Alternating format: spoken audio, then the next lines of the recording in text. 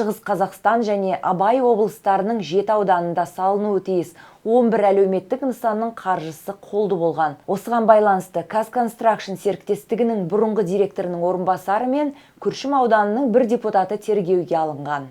Күдіктілердің қатарында Казконстракшнның бұрынғы директорының орынбасары, ауданы мәслихатының депутаты бар.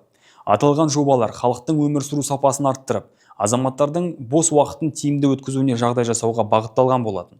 Алайда қылмыстық әрекеттер салдарынан 4 дене шынықтыру сауықтыру кешені мен 20 мыңнан астам адам тұратын 7 ауылды сумен қамтамасыз етуге арналған су құбыры желілері пайдалануға берілмеген. Яғни су құбырын тартуға жұмсалуы тиіс қаржы құлқынға кетіп, сауықтыру орталығын салуға керекті ақша сауық құруға жұмсалған. Ауыл сусыз отырғанда оған бөлінген ақшаға Астанада элиталық үй алып, қымбат көліктермен жеткіген, қолдары босағанда арғымақ ат мініп, сейіл құрғандар енді заң алдында жауап береді.